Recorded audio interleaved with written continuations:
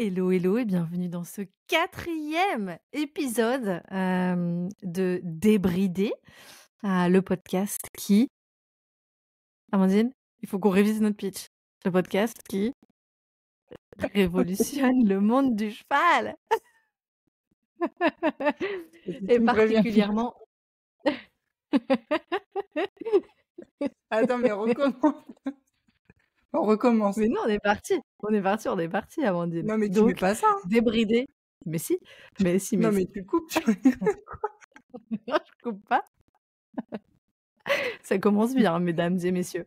Donc on recommence, mais tant pis, on coupe pas. Hein. On a dit qu'on était en live total. Non, sans mais coupure. vas-y, coupe. Tu sais quoi, sinon je vais appuyer sur partir. Non, je te jure, on coupe pas. On y va. Go.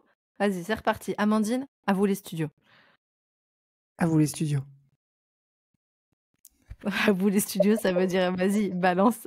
Attends, on va recommencer.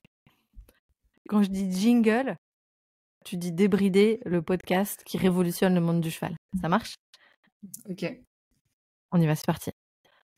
Bienvenue dans ce 4e épisode de podcast dans lequel nous allons parler de... Je regarde sur mon petit téléphone les notes pour être sûre. On doit annoncer le nom de notre entreprise que nous avons créée toutes les deux. Et pour l'occasion, on s'est dit qu'on allait vous partager 4 stratégies pour faire décoller votre business et notamment un business dans le monde du cheval. Et comme on a des spécialités bien différentes, moi sur le côté vraiment business, mindset, entrepreneuriat non prédateur, et Amandine qui est la queen du passage à l'action et du mindset, on en a 2 chacune à vous partager avec une petite annonce à la fin de ce podcast. Jingle. Bienvenue sur Débridé, le podcast qui révolutionne le monde du cheval. Oh yes. T'as vu ça? Ça, c'est de la grande production. Bref. On avait donc annoncé qu'aujourd'hui, on allait donner le nom de notre société. Et donc, c'est à partir d'aujourd'hui, normalement, que le site internet est au bon nom. À partir d'aujourd'hui, que sur les réseaux sociaux, on va commencer à faire les modifications de nom, de charte graphique, d'univers aussi. Ça sera pas très loin du mien, anciennement, bien évidemment, parce qu'il était déjà pas très loin de celui d'Amandine. Donc le savoureux mélange reste dans le même univers avec des chevaux à gogo. Mais voilà, nous changeons de nom. Donc j'arrête définitivement la stratégie du bonheur maintenant au profit d'un nouveau nom qui s'appelle Amandine. Tadam. Éthique et authentique. Yeah. Alors, éthique et authentique, en vrai, c'est hyper pédant, je trouve. De balancer ça comme ça. Et je me suis dit que ça valait vraiment le coup qu'on dise qu'est-ce que ça veut dire pour nous, ce nom-là. D'où ça vient dans mon cheminement et dans mon histoire et qu'est-ce que ça veut dire pour moi. Et d'où ça vient dans le cheminement d'Amandine, dans son histoire et qu'est-ce que ça veut dire pour elle. En vrai, on s'est pas pris la tête pendant 107 ans sur le nom.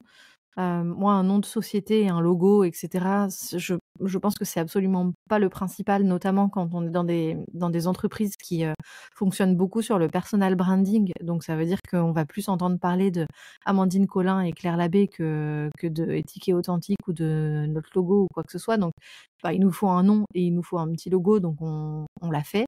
Mais en vrai, ça nous a pris combien de temps, Amandine? Je sais pas, 3 heures de pondre un nom et un logo. Encore, t'es large. Ouais, je suis large, ouais. Je compte les petits moments où on a un peu chipoté en disant « Oh, l'aile du cheval, il faut qu'elle soit un tout petit peu comme ça. » Ouais, ok, dans ce cas-là, 3 heures. Ou Ok. moi, où j'ai recentré avec mes petites marges, là, avec mes geeks de marge. Mais voilà. Du coup, Amandine, est-ce que tu peux dire d'où ça vient pour toi, ce nom-là? Qu'est-ce que ça évoque? Et en plus, il y a une superbe synchronicité à laquelle on s'en est rendu compte. On s'en est rendu compte après avoir choisi le nom que en fait, il nous était venu par des chemins différents à toutes les deux. Ouais. Bah déjà, moi j'ai envie de dire que éthique et authentique, c'est avant toute chose, c'est en fait le chemin qu'on marche l'une et l'autre en fait. Et c'est aussi pour ça que ça a si bien matché entre nous, je pense. Parce qu'on est vraiment sur ces valeurs-là dans nos vies et c'est ce qu'on a envie d'incarner dans nos vies. Donc déjà, c'est déjà la première chose. Et ensuite, d'où ça vient pour moi? Moi, j'ai vraiment cette recherche d'authenticité qui est vraiment quelque chose, c'est une ligne directrice depuis bien longtemps chez moi et encore plus depuis les 8 dernières années, on va dire. Avec tout le travail que j'ai entrepris et tout sur moi, je crois que derrière tout ça, il y a en fait juste comment devenir plus authentique, plus vrai, plus, enfin voilà, plus moi en fait dans les relations. Et donc l'authenticité, c'est quelque chose qui me parle énormément. Et après l'éthique, bah on va dire que c'est un peu différent. C'est pourquoi dans l'entrepreneuriat c'est important pour moi, bah parce qu'avant de venir avec toi, j'ai touché d'autres sphères où je me suis retrouvée à des endroits où c'était pas du tout éthique, pas du tout authentique. Et ça m'a pas convenu du tout. Et donc la synchronicité, c'est que c'était très drôle. Donc pour l'histoire, en fait, l'année dernière, fin d'année, donc fin 2022, j'ai une amie à moi qui, à la fin de l'année, me dit: «Ah, tu sais quoi, il y a un truc drôle à faire, c'est que la toi de 2022, elle écrit à la toi de 2023, donc de fin 2023, et elle lui fait une lettre. Et donc je joue le jeu avec ma fille Lucie, on prend un temps et on écrit une lettre. Et donc dans cette lettre de 2022, je viens de jouer à ton concours de Noël. Et la première chose que je me souhaite, c'est d'avoir gagné et d'avoir passé une année de folie dans ton programme. Bon, ça, c'était fait. Et à la fin de cette lettre, Check. et ça, je m'en rappelais même pas, hein, parce que cette lettre, je l'ai écrite et je l'ai rangée tout de suite et je l'ai pas ressortie pendant un an. Et donc dans cette lettre, en fait, je m'étais écrit que donc je venais de traverser à ce moment-là un épisode assez douloureux de ma vie où j'avais justement touché tout ce qui est non éthique et non authentique. Et ça avait été l'année 2022 hyper challengeante pour moi. Mais dans mon mindset, rien n'arrive par hasard. Et tout ce que je traverse, c'est ce que je dois vivre pour ensuite pouvoir, qui va me faire profiter encore mieux. Et donc je me souhaite dans cette lettre de me rendre compte que toutes les épreuves que j'ai traversées en 2022, elles sont juste ce qui va permettre de donner vie à un business éthique et authentique comme j'en rêve en fait. Et je marque ça noir sur blanc sur le truc. Et donc c'était hyper drôle puisque 31 décembre 2023, on a déjà choisi le nom, on a déjà fait le logo et tout. Et j'ouvre cette lettre et je vois ça marqué noir sur blanc alors que je m'en rappelais pas. Donc voilà, en fait, il n'y avait pas de hasard. Enfin, c'était déjà là dans les tuyaux il y a un an, alors même qu'on s'était vu une fois en visio pendant 30 minutes, quoi. Amandine, il faut vraiment que tu nous écrives tout l'avenir de notre société noir sur blanc, parce que quand tu écris quelque chose, donner vie à un business éthique et authentique, je veux dire, juridiquement, tu as donné vie à un business qui s'appelle comme ça, quoi. C'est un truc de dingue. C'est un Ouais. truc de dingue. Il doit y avoir quelque chose aussi au niveau du programme Devenir entrepreneur, parce que je me souviens une des toutes premières membres du programme, elle avait fait son tableau de vision et dans son tableau de vision, elle avait fait un collage avec notamment une photo d'une maison qu'on voyait du fond du jardin avec la piscine, la maison et tout. Et puis 8 mois plus tard, elle nous a envoyé une photo. Elle venait d'emménager et d'avoir les clés de sa nouvelle maison. Elle s'est mise au fond du jardin pour admirer sa nouvelle acquisition. Et tu vois, le dessin, enfin pas le dessin, le découpage qu'elle avait mis dans son vision board et la photo de sa maison qu'elle nous a fait, c'était exactement pareil. La maison était de la même couleur, la piscine était de la même forme, il y avait une arche sur la maison, il y avait la même arche sur la maison. Un truc de dingue. Donc comme quoi, quand on visualise quelque chose et qu'on le veut très fort et qu'on avance dans cette direction, et on en parlera dans quelques minutes, parce qu'Amandine, elle va nous parler de comment rester focus sur sa vision, il se passe des choses de dingue. Parfois des cadeaux qu'on n'a pas imaginés. Mais en tout cas, ce qu'on demande, c'est fou à quel point on peut vraiment, on peut vraiment le réaliser, quoi. D'ailleurs, pour Donc l'histoire, quand voilà, j'ai dit à Claire que j'avais écrit ça, elle m'a pas cru, en fait. c'est vrai. On veut la preuve, on veut la preuve. Mais j'ai la preuve noir sur blanc, je peux te la donner. Non, mais je sais, je sais, je sais. Oh yay! Merci Amandine. Et toi, du coup? Moi de mon côté, c'est des valeurs qui m'ont toujours animée, la notion d'éthique.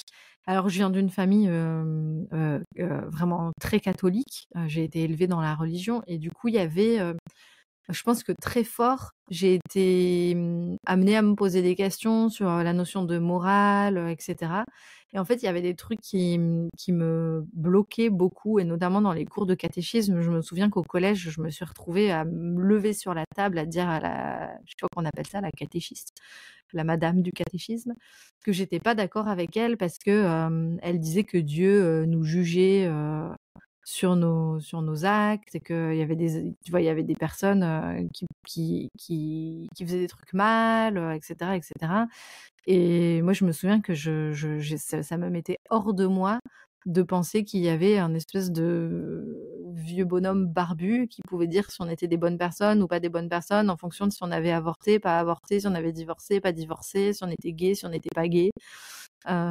Et du coup, je me souviens que ça a été les premières graines qui ont semé cette notion de, éthique et morale, c'est pas pareil.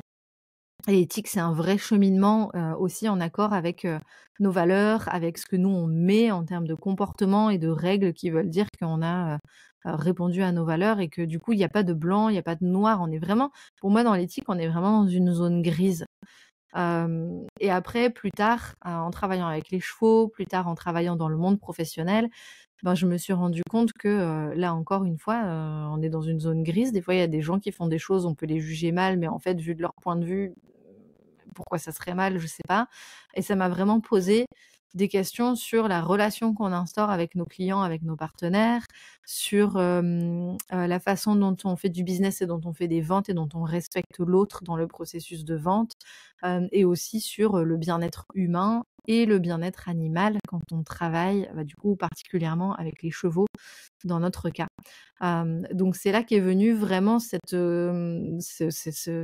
questionnements sur cette notion d'éthique. Et puis après, pour ce qui est de l'authenticité, hem, ça vient toucher au même endroit que toi sur ce travail, d'amour de soi et de libération, de permettre de briller dans la lumière notre pleine énergie, sans la cacher derrière des carapaces et des carapaces, qu'on s'est mises, depuis très, très longtemps pour survivre. Donc ça vient toucher à ça, mais ça vient aussi toucher au fait que, l'authenticité pour moi c'est pas, la spontanéité. Ça veut pas dire qu'on doit dire tout ce qu'on pense tout le temps. Ça veut pas dire qu'on doit étaler sa vie privée à fond sur les réseaux sociaux, et qu'on doit être, tout le temps en accord avec ses valeurs. Parce qu'en fait on reste des humains, on reste en marche, on reste sur un chemin où on a juste envie de pouvoir continuer d'être animé, de pouvoir continuer de vibrer et d'expérimenter la vie et d'apprendre à s'aimer. Et pour moi, c'est ça l'authenticité. C'est un chemin de libération et d'amour de soi. Et c'est un choix aussi de dire, bah, il y a certains endroits, j'ai envie de divulguer certaines choses de moi et à d'autres pas. Et dans le business, on a le droit de montrer une part de nous, mais pas tout. Heureusement qu'on n'est pas moniteur d'équitation comme on est maman, comme on est en couple. Heureusement qu'on n'est pas entrepreneur comme on est avec notre mère, quand on est l'enfant. Ouais, c'est à chaque fois, c'est des petits bouts de nous, des petites parts de nous et ça vient de là, l'authenticité dans le business, c'est de dire: «OK, en fait, on montre». C'est comme une extension d'une part de nous qu'on montre à cet endroit-là, mais on n'est pas obligé de tout montrer, on n'est pas obligé de tout critiquer, on n'est pas obligé de dire tout ce qu'on pense. C'est important d'ailleurs de pas dire tout ce qu'on pense parce que des fois, de sortir, crûment de manière très spontanée, ça peut hyper blesser les autres et donc c'est en ça que je trouve que c'est très lié l'éthique et l'authenticité parce que c'est des vrais questionnements à se poser entre, bah, moi et mes besoins et mes envies et mon épanouissement et puis aussi, bah, je navigue pas tout seul dans mon environnement. Il y a des animaux, il y a des humains, il y a une planète, il y a des végétaux, il y a des minéraux. Enfin, il y a toute une vie et tout un organisme autour de nous. Comment est-ce que je fais pour, les respecter aussi? Et ça, c'est des questions qui sont venues enfin, sur lesquelles les chevaux m'ont énormément aidée, de trouver ma place en respectant celle de l'autre, d'affiner ma communication pour prendre en considération aussi la façon dont l'autre peut recevoir comment moi je me comporte.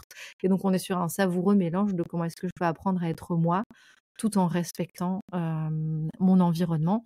Et donc c'est absolument pas une fin en soi, je pense, ni pour toi, ni pour moi. L'éthique et l'authenticité, c'est, on l'a appelé comme ça, plus comme et c'est pas un dogme non plus d'ailleurs, ça c'est important, c'est pas une fin en soi et c'est pas un dogme. Donc ça veut dire que c'est vivant et ça veut dire que pour nous, c'est juste le nom d'un chemin sur lequel nous, on a envie de continuer d'avancer dans le business, mais aussi dans nos vies. On a juste envie de continuer d'avancer, de faire des erreurs, d'apprendre, de grandir, et de petit à petit mieux comprendre notre propre authenticité, notre propre façon de vivre aussi de façon éthique. Et on a envie de réunir les personnes qui fédèrent, qui sont animées aussi par ces mêmes valeurs, puisque ce sont des valeurs, quelle que soit la façon dont ils l'incarnent. Mais on sent qu'il y a une vraie vibration forte à cet endroit-là. Et pour la petite histoire, du coup, le premier sommet en ligne que j'ai créé là en septembre 2023 s'appelait le sommet en ligne de l'entrepreneuriat éthique et authentique. Je pense que c'est ce mot-là qui a appelé beaucoup de gens. C'est ces deux mots-là qui ont appelé beaucoup de gens à se dire, tiens, c'est intéressant, je suis curieuse, allons voir ce qui se passe à cet endroit-là, parce que ça vient aussi très fort en contraste avec ce côté très gros bras, requin, prédateur de l'entrepreneuriat et de l'image hyper archaïque qu'on en a. Et Amandine, comme moi, on est mais intimement convaincus qu'on peut être sensible, qu'on peut être introverti, qu'on peut être un espèce de grand bisounours super gentil et pour autant être extrêmement puissant. On peut avoir toutes les bizarreries du monde aussi, on peut avoir des, des, des troubles X ou Y et on peut avoir un business hyper florissant, hyper épanouissant. Et nous, on a envie de porter aussi ce message-là, que l'entrepreneuriat, c'est pas que pour les mecs gros durs ou les femmes qui doivent se transformer en mecs gros durs. Tout le monde n'est pas ton concurrent, tout le monde ne te veut pas du mal.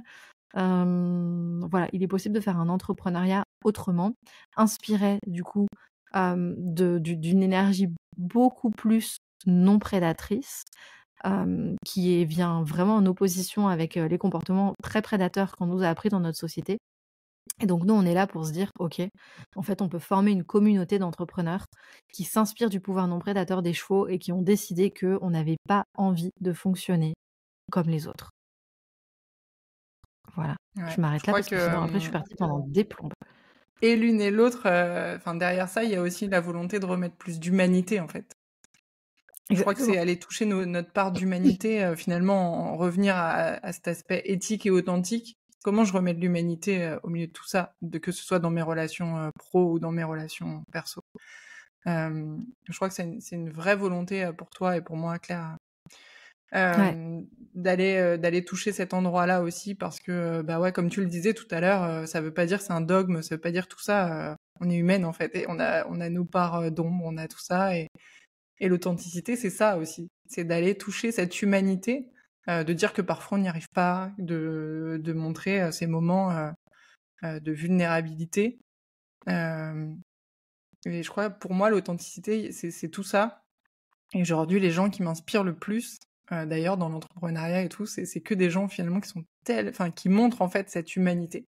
Là où moi, j'avais l'impression encore, avant de te rencontrer, hein, que j'allais jamais pouvoir y arriver parce que moi je voulais pas devenir comme ça, et en plus pour l'avoir touché du doigt avec d'autres personnes avant, qui m'ont montré que enfin qui m'avaient montré que l'entrepreneuriat, bah fallait faire enfin, en gros fallait un peu écraser les uns les autres, enfin tout ce que tu as décrit de très prédateur, et que moi j'avais pas du tout envie de faire ça, et en même temps je savais pas comment on faisait autrement, quoi. Ouais.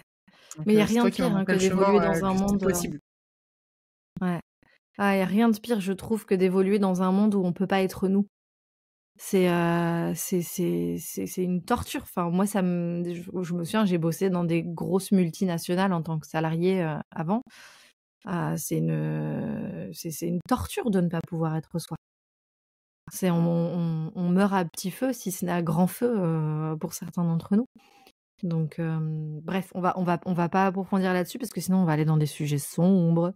Et donc, je propose qu'on avance sur la deuxième partie, qui est, on a décidé chacune d'entre nous de vous partager 2 stratégies chacune, donc ça fait 4 stratégies en tout, pour pouvoir transformer ou faire évoluer ou faire décoller votre business, notamment quand vous travaillez avec les chevaux. Mais c'est valable aussi pour toutes les personnes qui veulent simplement s'inspirer du pouvoir non prédateur des chevaux. Donc, on a avec nos spécialités 2 stratégies chacune à vous partager. Voilà, écoutez, voyez où ça résonne et puis en conclusion, juste prenez un truc qui vous a marqué et démarrez la journée en implémentant juste une toute petite action dans la direction de ce qui vous a le plus marqué. Amandine, je te laisse démarrer. Ouais. Moi, la première stratégie que j'ai envie de vous partager, c'est une stratégie qui, moi, en tout cas, m'a vraiment permis de passer des gros caps. Et c'est le fait d'aller travailler profondément sur mon identité et du coup d'aller faire ce qu'on appelle le travail de l'ombre. Mais attention, l'ombre, c'est pas uniquement aller regarder ses parts sombres, parce que des fois, on peut résumer le travail de l'ombre. C'est souvent, enfin, quand j'entends, C'est un souvent le raccourci, travail de l'ombre égale aller voir toutes les parts un peu dégueulasses de soi, etc. Mais c'est pas que ça, le travail de l'ombre. L'ombre, c'est juste ce qu'on voit pas, en fait. Donc, ça peut être toutes des parts hyper lumineuses qu'on voit chez les autres et qu'on n'arrive même pas à reconnaître chez nous. Alors que si on les reconnaît chez les autres, c'est clairement qu'on les a chez nous. Sinon, si on ne savait pas que ça existe, on ne pourrait pas le voir, en fait, le percevoir chez l'autre. Et de la même manière, aussi travailler sur nos zones d'ombre et tout ce qui va venir résonner, puisque dans l'entrepreneuriat, souvent, ce qui nous bloque, c'est qu'on veut pas paraître, par exemple, arrogant, ou on veut pas paraître égoïste sur certaines choses. Toutes ces parts-là que souvent on refoule, on veut cacher, donc on utilise des masques, etc. Donc ça, la plupart des gens commencent à connaître ça, mais donc des fois on se rend compte qu'on utilise tout ça et pour autant on va pas travailler sur ces zones-là en fait. Sauf que aujourd'hui, de ce que moi j'ai vécu en tout cas, et c'est là où chacun prend ce qu'il a à prendre et si ça résonne pas du tout pour vous, c'est complètement ok, c'est ma vision là. Dans mon monde à moi, eh bien le travail de l'ombre, il va juste permettre, plutôt que de s'enfermer en fait, de justement permettre une ouverture. Parce qu'on va se sentir tellement plus libre d'être soi. Et ça, mais quel plus beau cadeau en fait que de se sentir libre d'être soi. Quand on arrête de vouloir cacher certaines parts de nous, en fait, on peut se montrer tel qu'on est.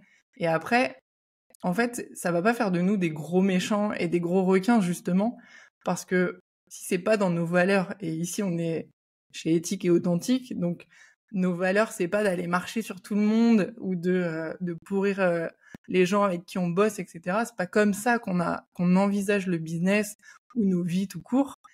Et donc, d'aller reconnaître ma part narcissique, ma part égoïste, ma part arrogante, ça va pas faire de moi quelqu'un d'horrible en fait, parce que dans mes valeurs, c'est pas ce que j'ai envie d'utiliser, et je vais pas m'en servir pour aller rabaisser quelqu'un ou pour aller lui faire du mal, parce que c'est pas ça que j'ai envie au fond de moi. Mais pour pouvoir me montrer, etc., j'ai besoin d'aller reconnaître toutes ces parts-là. Si je les reconnais pas, je vais vouloir les fuir. Et il y a des moments, typiquement, si je veux pas être arrogante, alors déjà, je vais souvent être un peu agacée. Avant de reconnaître, par exemple, cette part arrogante chez moi, j'étais très agacée sur les réseaux par les gens qui osaient se montrer beaucoup. Et donc, ça m'énervait, mais je savais pas pourquoi ça m'énervait. Après, j'ai compris. Parce qu'en fait, ils venaient juste me montrer une part de moi. Et donc, une fois que tu reconnais cette part-là, tu dis, ok, bon, déjà, les gens, ils t'énervent beaucoup moins. Donc, t'as quand même un truc à l'intérieur déjà. Pour moi, c'est une vraie source d'apaisement, parce qu'il y a quand même beaucoup moins de comportements qui m'agacent chez les autres. Et puis, du coup, ça permet, en fait, de s'autoriser à certains moments où on en a besoin, quand on veut aller vendre, et à un moment donné, il faut paraître arrogant, on peut paraître narcissique, parce qu'on va parler un peu de soi, etc. Mais si ça, on n'ose pas le faire, parce qu'on ne reconnaît pas cette part-là et que dans notre éducation judéo-chrétienne, etc., parce que moi aussi, j'étais au catéchisme et compagnie, on nous a appris qu'il fallait pas trop se montrer, qu'il fallait pas trop parler de soi, etc. Ouais, c'est génial, ça m'a servi à plein de moments dans ma vie. Mais il y a aussi des moments où ça me dessert complètement. Et donc, ce travail de l'ombre, et aussi, donc de l'ombre. Donc ça, là, j'ai parlé des parts moins cool à aller regarder, et c'est pas un travail qui est facile à faire, hein. Je suis pas en train de dire que c'est facile, loin de là. Et je pense que c'est un cheminement tout au long de nos vies, de toute façon, parce qu'on n'a jamais fini de complètement se découvrir. Mais de la même manière, d'aller reconnaître que nous aussi, on a... je vais prendre un exemple, en fait. Les gens qui m'inspirent énormément, moi, c'est des gens qui sont très charismatiques. J'adore les gens charismatiques, très inspirants. Et donc, mais jusqu'à il y a pas longtemps, en fait, je me disais, mais moi, je suis pas du tout ça, quoi. Et en fait, quand j'ai été regarder à quel endroit de ma vie, moi, je pouvais être inspirante et charismatique pour des gens, je me suis aperçue que moi aussi, je l'étais, en fait. Et donc, ça m'a enlevé une sorte de pression de me dire, bah ouais, mais moi, je peux pas être ça, je peux pas faire comme eux, etc. Ouais, je le fais pas comme eux, parce que je suis pas eux, mais je suis moi. Et donc, ça permet vraiment un truc de... on va se laisser de l'air, quoi. On va se laisser Ouais, de c'est l'air, hyper apaisant. et bah, en fait, je vais être moi. Et donc, des fois, je vais être arrogante, des fois, je vais être charismatique, des fois, je vais être ce qu'on veut. En fait, je vais être moi, c'est tout. Et par contre, en respect mes valeurs, ce que j'ai envie profondément. Et donc, je crois que quand on reste connecté à bah, ce qui nous anime profondément, et si on prend là pour le business, bah, nous, ce qui nous anime, clairement, là, c'est de vraiment pouvoir accompagner les gens sur le chemin d'un entrepreneuriat qui respecte où on se respecte les uns les autres, où on est vraiment dans des relations. Nous, on aspire à des relations horizontales, en fait. Et pas, on n'est pas, nous, des gourous ou des gens qui allons marcher sur les concurrents, etc. Enfin, non, c'est pas comme ça qu'on voit le business. Et donc, si on est connecté à ça et qu'on sait ce qu'on veut, et qu'en plus, on se libère et qu'on s'autorise à être juste soi, waouh! Mais là, on peut changer le monde, en fait. Mmh, exactement. Ce qui est intéressant dans ce que tu dis, Amandine, c'est que tu appuies sur un point qui est fondamental, c'est si on n'accepte pas d'être arrogant, si on n'accepte pas d'être égocentrique, si on n'accepte pas d'être regardé, d'être vu, en fait, on peut pas diffuser notre message largement, on peut pas réussir vraiment dans l'entrepreneuriat, parce que dans l'entrepreneuriat, on a besoin d'être vu, on a besoin d'être connu pour que les gens sachent que notre business existe, pour que les gens sachent que nos services et nos offres existent. Et tant qu'on a un conflit intérieur avec ça, bah, tu m'étonnes qu'on n'arrive pas à percer sur les réseaux sociaux. Tu m'étonnes qu'on n'arrive pas à vendre. Tu m'étonnes qu'on arrive, enfin, on s'auto-sabote à longueur de temps. Moi, je suis seulement à l'aube, vraiment à l'aube depuis quelques mois seulement, de faire la paix avec cette part plus arrogante qui a envie d'être vue et tout ça. Avant, j'ai passé des années à être en énorme conflit avec ça, et je me sens beaucoup plus apaisée maintenant de l'assumer, d'aimer cette part de moi, de la mettre à mon service, au service de ma mission. Et du coup, ce qui est très étonnant, c'est qu'il y a plein de critiques qui me passent, mais alors, ça me fait une petite goutte froide là, je sens qu'il y a un petit crachin. Et c'est tout. Alors qu'avant, sur les mêmes éléments, les mêmes critiques il y a 6 mois, mais j'étais à terre en train de pleurer dans mon lit pendant 2 jours, quoi. Bah, parce qu'en fait, Donc aussi, souvent, on a peur d'être jugé à l'endroit où nous-mêmes, on juge, en fait, hein. exactement. Ça, c'est, enfin, si vous nous écoutez, regardez, observez-vous, même si ça résonne pas ce que je dis totalement, mais juste amusez-vous à, à observer à quel endroit vous avez peur d'être jugé et sur quoi vous avez peur d'être jugé, sur quel type de comportement ou euh, vous seriez défini en tant que quoi, enfin, quel type de personne, et allez observer les endroits où vous allez juger des gens qui sont comme ça. C'est très Mmh. intéressant. Merci Amandine. Ce que je trouve fabuleux sur ce sujet-là et notamment du travail de l'ombre, c'est que, hem, vous qui écoutez, normalement, il y a quand même 99,9 de chances que vous aimiez les chevaux. Jusque-là, on ne devrait pas beaucoup se tromper. Et donc ce qui est hyper intéressant avec les chevaux, c'est qu'ils ont vraiment cette capacité de nous voir tels qu'on est, sans nous juger. Et donc vous qui avez la chance d'écouter et de côtoyer les chevaux, allez expérimenter la vie avec les chevaux. Allez continuer de vivre avec eux, de faire des activités avec eux et de voir à quels endroits ils pointent chez vous, quelles zones d'ombre ils viennent pointer chez vous. Donc quand on a dit ombre, hein, on répète ce qu'a dit Amandine, ça ne veut pas dire des défauts.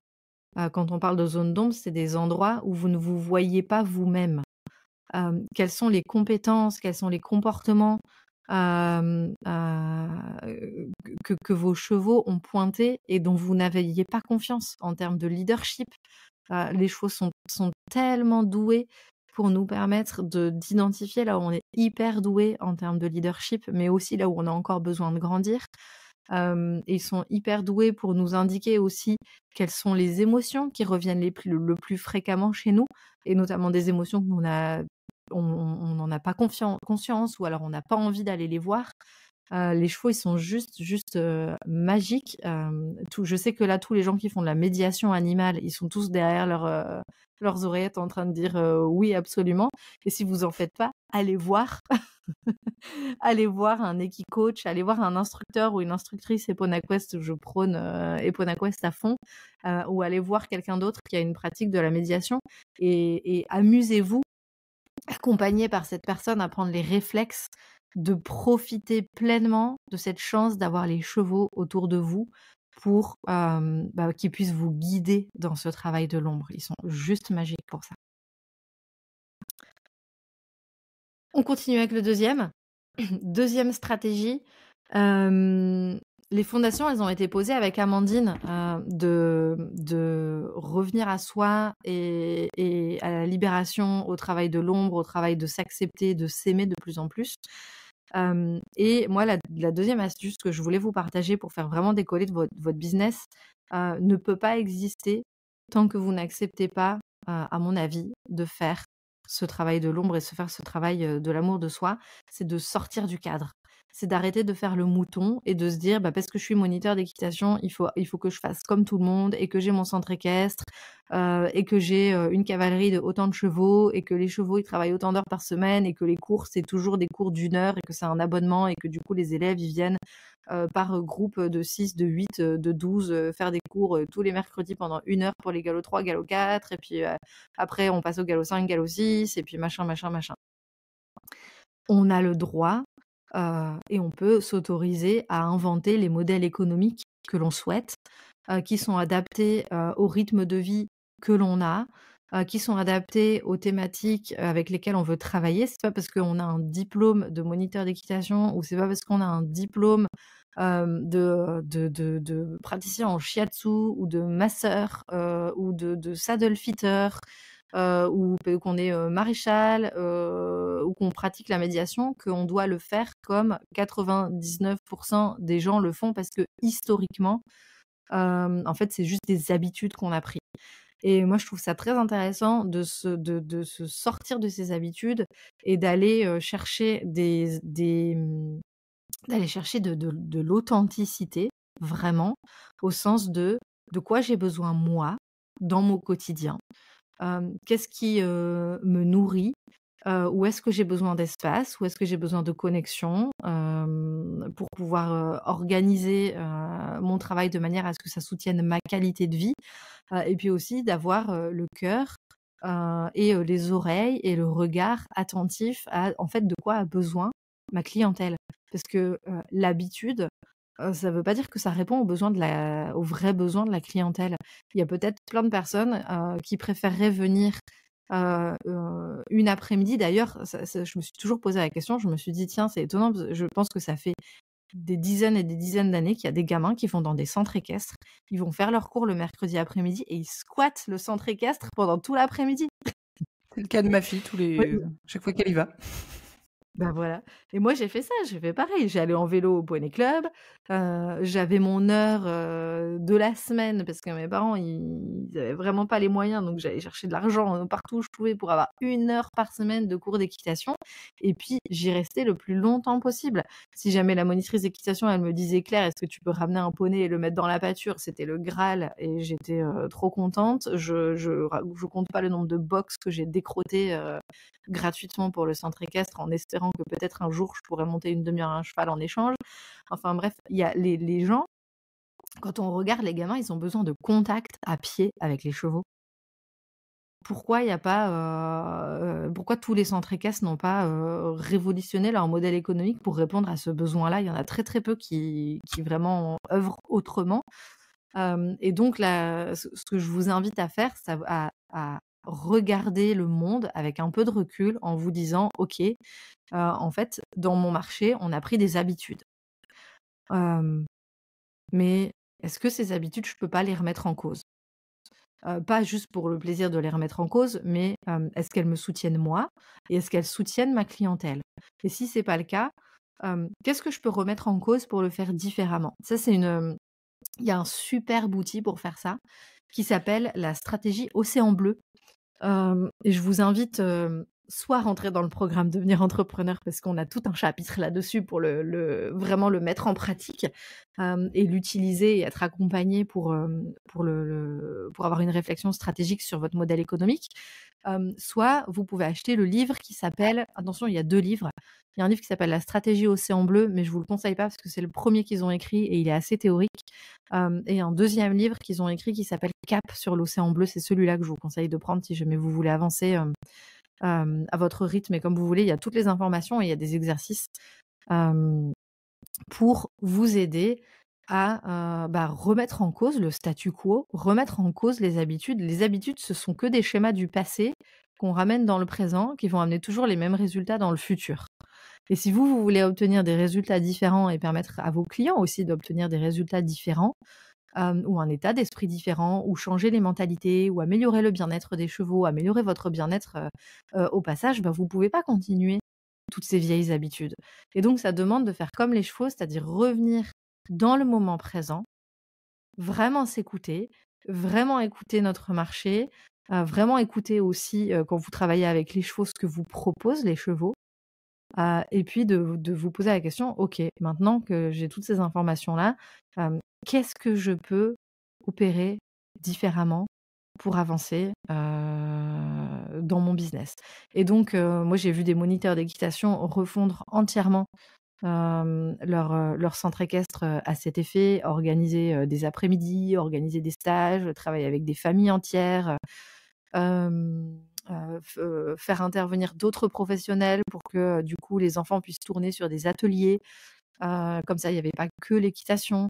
J'ai vu des instructeurs et instructrices EponaQuest et des personnes dans le bien-être, commencer à travailler, pas tout le temps avec les chevaux pour arrêter de mettre sur le dos des chevaux, tout le temps la responsabilité d'être avec, les clients alors qu'en fait, à ces moments-là, peut-être on peut les soulager et faire autrement.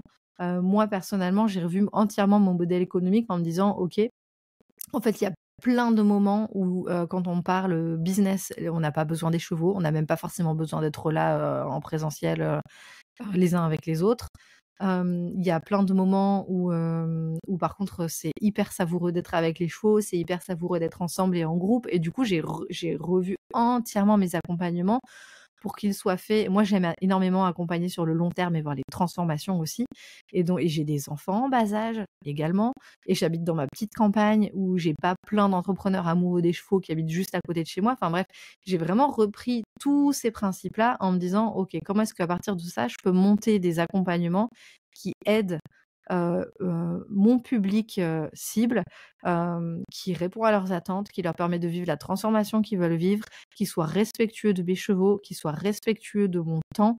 Et mon temps, il est précieux, notamment parce que j'ai des enfants en bas âge et j'ai envie d'être avec eux. C'est certainement pas mon business qui va m'empêcher de profiter de la petite enfance, et de ce temps qui est tellement précieux avec eux et avec mes chevaux également. Donc voilà pour la deuxième stratégie, lever Attends, un je vais peu la juste tête rajouter du un truc guidon. à cet endroit-là. C'est, moi, la dernière fois dans l'épisode, on parlait de zone de génie. Et tu Ouais. vois, une de tes zones de génie pour moi, elle a été, enfin, ça m'a fait halluciner à quel point, pour moi, tu sais, alors déjà j'étais quand même un bébé entrepreneur, bébé business, mais moi, au départ, je me suis dit, bah, tu vois, marketing, communication, t'as des règles, tu vois, puis t'adaptes, enfin, tu prends la règle et puis tu la mets et puis tu le fais comme on te dit et puis ça va marcher peut-être ou pas, on sait pas. Et, euh, et moi, j'ai trouvé que une de tes zones de génie, parce qu'il y en a plein, mais une de tes zones de génie, c'est de prendre les stratégies là et d'en faire les tiennes en fait. Comment Mmh. t'adaptes ces trucs qui sont au départ, on a l'impression, tu te dis bah en fait il faut le faire comme ça parce que sinon on peut pas faire autrement parce que voilà c'est défini comme ça et on te dit que ça marche comme ça donc il faut le faire comme ça. Donc quand t'es un peu un mouton, bah tu vas faire comme ça. Puis après tu rencontres Claire Labbé qui te dit mais non non non on peut faire autrement. Et et je trouve que c'est hyper inspirant quand enfin pour t'avoir vu faire plusieurs fois, de prendre quelque chose qui paraît je sais pas inchangeable ou alors tu te dis mais comment c'est possible? Et bah toi t'as ce truc de réussir je pense qu'il y a ton côté rebelle là-dedans mais de réussir à tordre le cou à ce truc-là pour dire ben moi je vais le faire, mais je vais le faire différemment et je vais faire de manière à ce que ça me serve moi vraiment et ma vie, etc. Et je trouve que c'est vraiment Mmh. une zone de génie chez toi ça. Et tu nous aides dans le programme. En tout cas, tu t'aides vraiment à ça. Merci Amandine. Et comme quoi les traumas du passé, hein, peuvent devenir hyper utiles. Moi, ça a été, j'ai eu une enfance hyper stricte, mais hyper stricte et du coup, j'ai dû être très, très ingénieuse pour réussir à sortir du cadre, sans non plus, faire des gros fuck et la grosse rebelle, à mes parents. Parce que comme mon père était dépressif, tu vois, j'ai dû, enfin, voilà, je savais que si je faisais, des gros remous, ça risquait de le faire ressombrer dans sa dépression. Et du coup, j'ai vraiment ce côté, ouais, de comment je fais pour sortir du cadre, mais rester quand même connectée avec les gens. Donc voilà, tout ça pour dire que, relien avec travail de l'ombre, les pires choses qui vous sont arrivées aussi peuvent devenir, Plus des grande force. facteurs qui vous, ouais, ouais, c'est ça, qui vous aident à développer des compétences que vous auriez peut-être jamais eues s'il s'était pas passé ça. Et ça peut, enfin voilà, là on parle du traumatisme d'une enfance très stricte avec un père dépressif qui termine en, zone de génie pour sortir du cadre, s'approprier des stratégies et dire: «Non, je vais pas faire le mouton et je vais pas avoir une vie, comme tout le monde sous prétexte qu'il faut faire, comme ça et mettre à la poubelle mon bien-être, le bien-être de mes clients, le bien-être de mes chevaux». Et je vous invite vraiment à prendre en fait, il suffit juste de prendre un pas de recul et de regarder les habitudes qu'on a et de se poser la question: «Est-ce que ça me convient ou est-ce que c'est totalement débile à mon goût?» Et si c'est totalement débile à mon goût, bah, changez-le. Et si c'est trop Facile. difficile de le changer tout seul, ben, discutez avec des gens, achetez ce bouquin, ou rentrez dans le programme et on va tordre le cou à toutes les stratégies et à toutes les habitudes que vous avez pour les réadapter, à vous et à votre mission. Troisième stratégie. La troisième stratégie, c'est celle de rester focus sur l'endroit où vous voulez aller. Bon, bah, dans l'entrepreneuriat, c'est quand on démarre, on va prendre quand on démarre ou même après, mais c'est important d'avoir une vision déjà. Où est-ce que je veux aller? Parce que c'est bien de vouloir devenir entrepreneur, de vouloir lancer son business, etc. Mais si on n'a pas une ligne directrice et une vision de l'endroit à peu près. Alors, ça veut pas dire que une vision, c'est pas fixe, hein, c'est pas je fixe mon truc et je veux absolument aller là et ça devient un cadre hyper rigide, etc. Vous l'avez compris depuis tout à l'heure, les cadres rigides, Claire et moi, c'est pas trop notre truc. Donc là, toujours pas. Par contre, je pense que on ne peut pas faire l'impasse du fait de définir sa vision. Sinon, comment vous voulez être porté?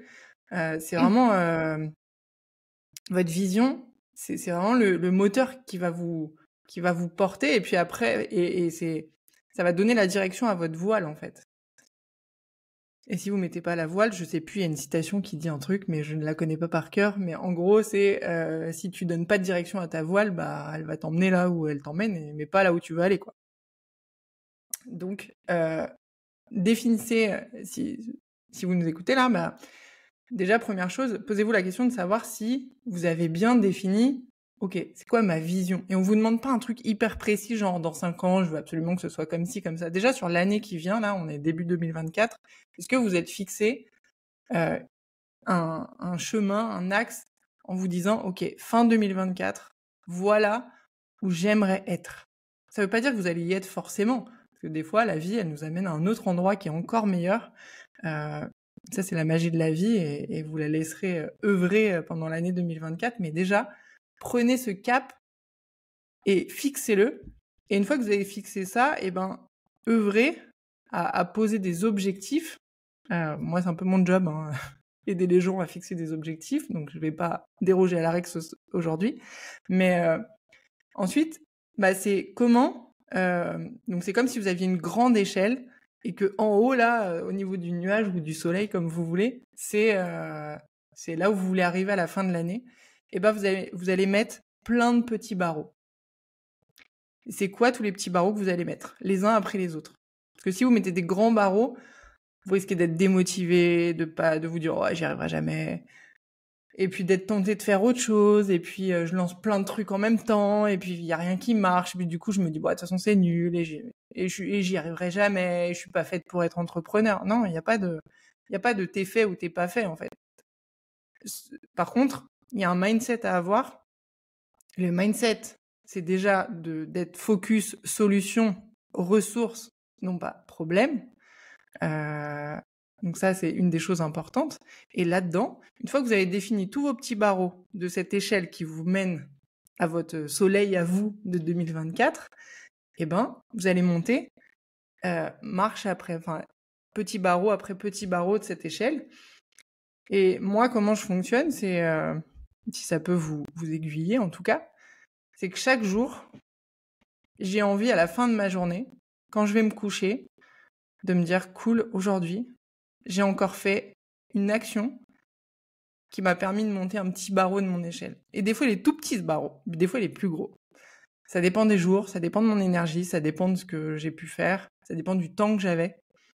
Et il y a des jours où je fais plein de choses et je me dis, ouais, j'ai monté au moins 5 barreaux aujourd'hui, c'était trop cool. Et puis d'autres fois où j'ai l'impression que j'ai pas beaucoup avancé, et là, je vais me dire, ok, c'est quoi le tout petit truc? Mais le truc le plus simple que je peux faire. Et des fois, c'est juste respirer et visualiser où je veux aller. Ça suffit. Mais c'est que chaque jour, je me reconnecte à un moment ou un autre, à où je veux aller. Et posez-vous la question, dans votre journée, est-ce que vous avez fait au moins une chose aujourd'hui qui vous a amené un peu plus vers votre objectif? Ou est-ce que vous êtes en train de vous éloigner parce que vous acceptez plein de choses à droite, à gauche? Alors, je suis la première à être très sollicitée. Et pendant longtemps, j'ai eu du mal à dire non, je peux pas. Non, j'ai pas le temps pour ça.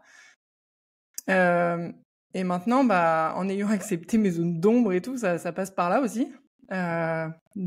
D'accepter d'être la méchante, des fois, parce que je vais dire non à quelqu'un pour rester focus, en fait. Parce qu'il y a plein de fois où avant, je disais oui aux gens, mais je me disais non à moi, et au-delà de ça, je disais non à ma vision et à mon objectif. Et après, je me racontais que ça marche pas. Bah ouais, mais si je mets mon énergie et mon temps ailleurs que là où je veux aller...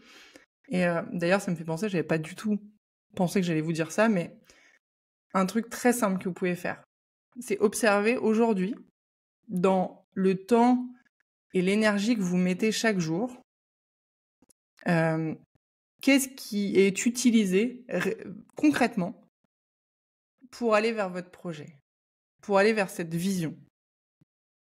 Si la réponse, c'est pas grand-chose, révisez votre vision ou prenez conscience qu'il y a des choses à changer. Parce que vous ne pourrez pas avoir un business qui fonctionne et vivre la vie qui vous fait rêver, si vous mettez pas en place chaque jour des actions, même toutes petites, qui vont en direction de votre vision. C'est pas possible. Donc posez-vous cette question. Aujourd'hui, dans mon temps, mon énergie, qu'est-ce que je mets pour cette vision? Et si on veut être encore plus spécifique, parce que on est tous entrepreneurs ou on a envie d'être entrepreneur, et qui dit entrepreneur dit gagner de l'argent en échange des services ou des produits que l'on donne. Donc ça veut dire vendre. Et vendre, pour beaucoup d'entre nous, c'est un putain de gros challenge. Et donc, si on veut vraiment être encore plus spécifique sur ta question, pour faire vivre notre business et nous permettre de nous y consacrer à temps plein, vraiment, prenez la dernière semaine ou les 2 dernières semaines et posez-vous la question: quelles sont les actions que j'ai fait qui peuvent inévitablement amener à la vente? Ou quelles sont les actions de vente que j'ai fait? Est-ce que vous avez passé beaucoup de temps à bricoler dans la pâture, à faire votre administratif, à répondre à des copains, à peaufiner le design de vos offres, de votre site internet, ou ce que vous allez mettre à l'intérieur de vos nouvelles offres que vous allez sortir plus tard, et cetera, et cetera. Tout ça, c'est pas des actions qui amènent à la vente. Tout ça, ce sont plein d'autres actions qui sont absolument secondaires par rapport à la vente. La question de la vente, c'est: est-ce que vous avez communiqué sur les réseaux sociaux et parlé d'une manière ou d'une autre de vos offres et de vos services? Ça ne veut pas dire venez acheter mes offres, mais ça veut dire, là on a fait plusieurs apartés en disant ça, on en parle dans le programme Devenir entrepreneur, ça on le fait à cet endroit-là. Tiens, Amandine, elle a fait un petit retour sur ma zone de génie et de l'expérience qu'elle a reçue dans le programme. En fait, dans ce podcast, on a parlé au moins 5 ou 6 fois du programme Devenir entrepreneur, et pourtant les portes, elles sont pas ouvertes. Donc pour l'instant, on peut pas acheter et on peut pas rentrer dans le programme. Mais ça fait partie des processus de vente. Moi, je peux me coucher ce soir en me disant: trop bien, j'ai fait un podcast avec Amandine et on a parlé au moins 8 fois du programme Devenir entrepreneur. On a fait des actes qui amènent à la vente. Et ça, c'est hyper important que vous preniez le réflexe de faire ces actions-là qui sortent de notre zone de confort, mais grave, parce que ça nous demande d'être arrogant, ça nous demande d'être égoïste, ça nous Parce demande que de ouais. faire un vrai travail sur nos conflits de valeurs, et ça nous demande d'attraper ces petits barreaux et marcher ces petits barreaux, comme le dit Amandine. Et c'est là qu'Amandine, on arrive dans sa zone de génie à elle. Ça demande de sortir de notre petite zone de confort, où c'est bien confortable, on doit pas se remettre en cause parce qu'on bouge pas. Ouais. Et par rapport à ce que tu disais, enfin, pour ceux qui nous écoutent et qui n'ont fait aucune action ces 15 derniers jours, c'est complètement OK. Et le but du jeu ici, c'est pas de vous culpabiliser. Loin de là, nous, on n'est Ouais. pas. En fait, c'est juste d'aller vous observer à cet endroit. Et du coup, l'idée avec ça, c'est que vous puissiez vous poser la question, en fait. Qu'est-ce qui fait que je me suis pas mis en action? Qu'est-ce qui m'a empêché d'avancer? Qu'est-ce qui a fait que j'ai préféré faire plein d'autres trucs que d'aller parler de mes offres? Et c'est là qu'on revient, en fait, sur le travail de l'ombre, sur le travail de l'identité, sur le travail sur soi. Enfin, on peut pas se départir de ça, en fait, quand on est entrepreneur. Et Mmh. juste se poser ces questions qui peuvent paraître complètement anodines, juste de se dire: OK, combien de fois j'ai fait une action pour vendre les 15 derniers jours? Je pense qu'on est très nombreux, et j'en faisais partie souvent quand j'étais dans le programme, à répondre: «OK, en réalité, pas grand-chose». Mais justement, ça fait grandir parce que quand on s'observe à cet endroit-là, eh ben, on peut aller regarder et grandir. Donc si c'est votre cas et que vous avez rien fait les 15 derniers jours pour vendre, c'est complètement OK, mais juste allez vous observer à cet endroit-là. Et déjà, vous aurez fait un premier pas pour aller vendre. Et déjà, regarder la vérité en face, c'est un pas énorme qui demande énormément de courage. Et si c'est votre cas, franchement, vous pouvez vous féliciter pour ça, d'avoir osé regarder, d'avoir osé prendre conscience.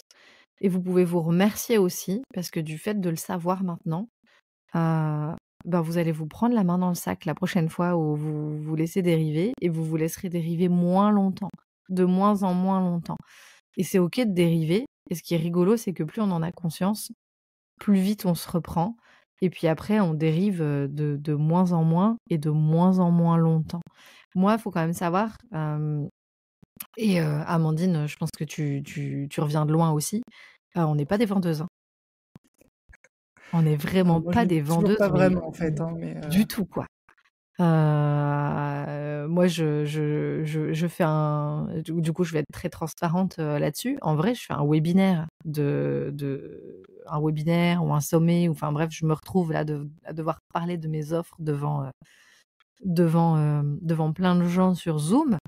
Sans déconner, je pense que j'ai été aux toilettes faire caca au moins 3 fois dans le quart d'heure qui précédait, quoi. Ça me sort complètement de ma zone de confort, ça me met en conflit à fond avec, toutes ces valeurs judéo-chrétiennes avec lesquelles j'ai été élevée. C'est dur et ça fait véritablement, quelques mois vraiment que je commence seulement à prendre du plaisir, à pas me dire, «Oh c'est un passage obligé, il faut que je le fasse». Je commence à y prendre du plaisir depuis pas longtemps. Mais mon objectif, on parlait de vision et d'objectif. Moi, mon objectif numéro un pour l'année 2023, c'était: je veux me réconcilier avec la vente. Je veux aimer ça. Donc on peut avoir des objectifs de chiffre d'affaires et tout ça, mais on peut aussi avoir des objectifs, beaucoup plus qualitatifs. Et ça nous aide à avancer. Ça nous aide vraiment à avancer. Et Amandine, là tu en as pas parlé, mais tu ramènes tout le temps les gens à ça aussi. Quand on parle de vision, il y a pourquoi c'est important cette vision pour nous? C'est quelque chose sur lequel vas-y. tu travailles beaucoup. Si on ne sait pas pourquoi on fait les choses, la majorité du temps, on va pas déployer d'efforts pour le faire, hein. Si on voit pas l'intérêt d'arrêter de fumer, on va pas arrêter de fumer. C'est bien pour ça qu'il y a plein de femmes, quand elles tombent enceintes, elles arrêtent de fumer, parce que là, il y a un vrai intérêt. Donc voilà, par exemple, le casque, si on n'est jamais tombé, qu'on s'est jamais fait une grosse frayeur ou qu'on n'a jamais vu quelqu'un se faire une énorme frayeur ou perdre la vie, à cheval, on met pas de casque. Moi, plus jamais on me verra monter sans casque depuis que j'ai des enfants. Parce que j'ai une vraie raison. Donc c'est important de trouver vous aussi la vraie raison et la vraie raison, elle réside souvent dans 2 choses. Soit il y a quelque chose que vous voulez absolument apporter dans le monde, soit il y a quelque chose où vous vous dites: «C'est pas possible que le monde continue à vivre comme ça». C'est la base de éthique et authentique, comme on vous l'a dit. C'est pas possible que le monde entrepreneurial soit juste une bande de requins et que tous les gens qui peuvent apporter le plus au monde, ne puissent pas être payés pour le faire, et contribuer dans le monde. C'est pas possible. Moi, je suis convaincue que c'est tous ceux qui disent qu'ils sont pas les plus entrepreneurs dans l'âme qui ont le plus à apporter pour contribuer à changer le monde. Donc je veux créer cet espace pour leur donner, pour leur donner, ce cocon dans lequel s'épanouir, pour qu'après ils puissent être, armés, empuissancés pour naviguer, dans ce monde-là. Et donc on en revient toujours à des émotions. Moi, c'est la colère et la frustration qui me font développer, ce business. Amandine, c'est quoi pour toi? Je pense que ça part de la colère parce que, comme je l'ai dit tout à l'heure, après les challenges que j'ai traversés, il y a 2 ans, c'était clairement de la colère. Bien qu'aujourd'hui, je dirais merci, aux personnes qui m'ont challengée à cette époque-là, mais vraiment merci. Mais ça part de la colère et hem et à la fois, il y a quand même je suis quand même animée par l'espoir, tu vois? L'espoir de me dire qu'un monde meilleur, il existe et que putain, on va y arriver, quoi. Et qu'on Ouais. va œuvrer à ça parce que moi, j'y crois, quoi. Et donc, je crois que je suis mélangée entre la colère au départ et puis après, ça se transforme en ouais, moi, je suis plus du côté du rêve, tu vois? De me dire: «Mais je veux créer ce monde-là Ouais. et je sais que c'est possible». Au fond de moi, il y a un truc qui dit que c'est possible, en fait. On peut faire Ouais. différemment. Carrément. Donc il y a toujours des émotions mères comme ça, des émotions qui sont pas confortables et qui nous donnent l'énergie, qui nous poussent par derrière, et des émotions qu'on va considérer comme étant plus positives et qui vont nous tirer en avant. Et donc c'est toujours intéressant d'aller regarder, c'est quoi l'émotion qui vous pousse à sortir de votre zone de confort pour, impacter le monde, et c'est quoi l'émotion qui vous tire et qui vous inspire et qui vous attire vers votre vision. On va s'arrêter là parce qu'en vrai, ça fait genre presque 1 heure qu'on est ensemble, et on va, partager la 4e avant de clore.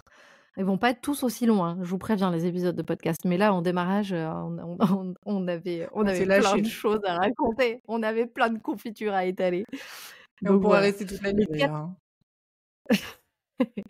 Le 4e, la 4e stratégie pour, vraiment vous aider à faire décoller votre business, donc on a parlé, hein, du travail de l'ombre et de travailler sur son identité et libérer sa pleine identité et sa pleine puissance. On est vraiment dans l'espace plein de l'authenticité.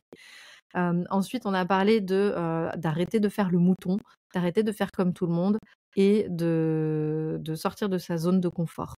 Pardon, je vais y arriver. J'ai plus de batterie sur mon ordinateur, c'est pour ça que je suis en train de... Attendez, 2 secondes, 2 secondes. Donc ensuite, on a parlé de rester focus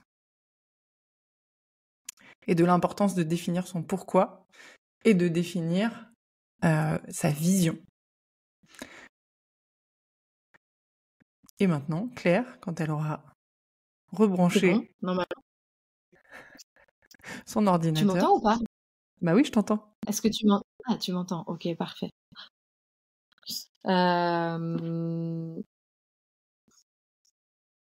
Donc j'ai dit rester focus et tout, il te reste plus qu'à donner la 4e stratégie.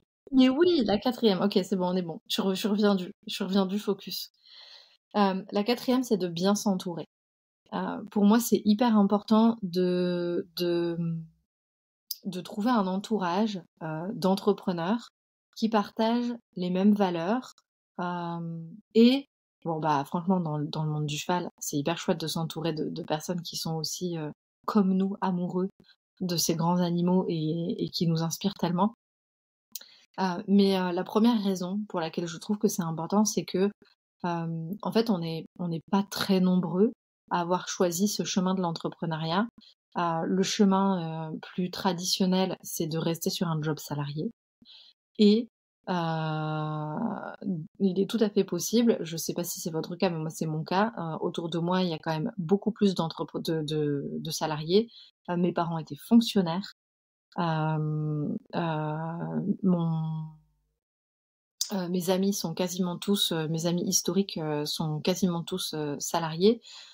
J'ai eu la chance d'avoir un conjoint qui avait baigné un peu dans l'entrepreneuriat, mais qui était revenu au salariat et maintenant il est revenu à l'entrepreneuriat. Mais toujours est-il que ces personnes qui sont souvent dans le monde salarié, ils ont beaucoup d'inquiétude de nous voir quitter cette sécurité pour aller créer quelque chose de nouveau où on n'est pas sûr qu'on va réussir à gagner sa vie.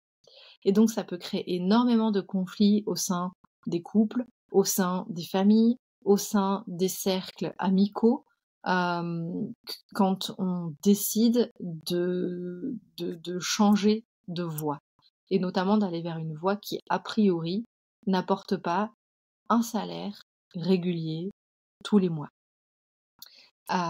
Et donc c'est faire un cadeau à ces personnes-là que de ne pas leur faire porter sur les épaules le poids et la responsabilité de nous encourager, le poids et la responsabilité de comprendre ce qu'on est en train de vivre, de nous écouter, parce que souvent, par amour pour nous, ils veulent nous ramener dans une zone où on est en sécurité, et donc il y a des comportements ou il y a des mots qui peuvent être extrêmement blessants pour vous, qui peuvent être extrêmement rabaissants, qui peuvent vous faire douter également. Il y a plein de gens salariés qui ont des millions de conseils à nous donner sur l'entrepreneuriat, alors qu'ils n'ont jamais lancé une boîte, alors qu'ils n'ont jamais réussi à vivre de leur passion. Et donc, moi, je vous conseille de libérer de ce fardeau les gens que vous aimez, et notamment ceux qui ne sont pas entrepreneurs, pour maintenir la qualité de la relation avec eux et arrêter de leur demander de vous encourager et puis aller chercher les encouragements ailleurs et aller chercher les conseils ailleurs. Et je trouve qu'il n'y a rien de mieux que de s'entourer d'entrepreneurs qui partagent les mêmes valeurs que nous, de s'entourer de pairs qui sont à peu près dans la même phase que nous. Dans l'entrepreneuriat, moi au début je me suis beaucoup entourée de gens qui étaient en train de créer leur boîte et puis petit à petit je m'entoure de gens qui sont en train de vivre le même genre de problématiques que moi dans l'entrepreneuriat. Donc moi ce que je vous conseille c'est 3 choses. 1, vous entourer de pairs qui sont en train de vivre la même expérience que vous et qui partagent les mêmes valeurs. Donc pour moi c'est l'authenticité, l'éthique, c'est très important. Et puis si tant qu'à faire, je peux m'entourer de personnes qui adorent les chevaux, franchement, je suis trop contente. De vous entourer, donc la première chose, vous entourer de pairs. La deuxième chose, vous entourer de personnes qui sont plus avancées que vous et qui vont pouvoir vous donner des conseils, qui vont pouvoir vous montrer le chemin, qui vont pouvoir être des mentors, des formateurs pour vous. Et le troisième type de population duquel on pense que c'est vraiment important de s'entourer, ce sont des personnes qui vont pouvoir vous coacher. On s'en fout de la terminologie, on s'en fout que ce soit un psy, un truc, un je sais pas quoi, tant que c'est quelqu'un qui va vous aider à faire ce fameux travail de l'ombre. Et de vous aider à vous voir dans vos zones aveugles, en fait, parce que tout seul, on voit pas tout. Et Tout donc, seul, ça c'est s'appelle la thérapie du lampadaire. Putain, je la connaissais pas, celle-là. Tu vois que là où Elle est c'est bonne. illuminé, en fait. Elle est bonne. Voilà. Donc moi, je vous invite à réorganiser votre entourage pour avoir votre entourage professionnel. Quand on est salarié, on a un entourage professionnel. Pourquoi est-ce qu'on n'aurait pas un entourage professionnel quand on se lance en tant qu'indépendant? Voilà, donc des pairs, des personnes qui vont pouvoir vous montrer le chemin parce qu'ils y sont arrivés avant vous et qui vont pouvoir vous aider à monter en compétences pour apprendre toutes les stratégies qu'on a besoin d'apprendre dans l'entrepreneuriat, et une ou des personnes qui vont vous aider à vous voir dans les endroits où vous ne voyez pas, qui vont vous aider à rayonner, qui vont vous aider à vous aimer plus, qui vont vous aider à enrayer tous ces conflits intérieurs qu'on peut avoir et qui nous empêchent de briller, et avant tout qui nous empêchent de vendre, puisque très clairement c'est un gros sujet dans l'entrepreneuriat. Si on ne voulait pas vendre, on créerait tous des associations loi 1901. On est tous là, qu'on l'assume ou pas. En vrai, on est tous là parce qu'on veut gagner de l'argent aussi. Donc voilà. En conclusion de ce petit podcast, du coup, vous avez dans la description le tout nouveau site internet. Et pour fêter le lancement des tickets authentiques, on fait un petit webby où je vais aller faire caca 3 fois avant. On fait un petit webby le mardi 23 février à 20h30. Il y a le lien qui est dans la description, qui est sur le site internet également. On va en profiter pour, on est en début d'année, donc on va en profiter pour vous partager toutes les étapes par lesquelles on est passé, nous, pour définir notre plan d'action 2024. Et pour ceux qui sont en live pendant le webinaire, on vous donnera le PDF avec tout le plan d'action, et nous, on va ouvrir carrément le capot de notre business, et on va vous montrer nos chiffres, on va vous montrer nos réflexions, on va vous montrer toute la direction dans laquelle on a voulu aller. Amandine, elle va nous faire un petit pep talk mindset, bien évidemment, pour vraiment nous pousser à l'action.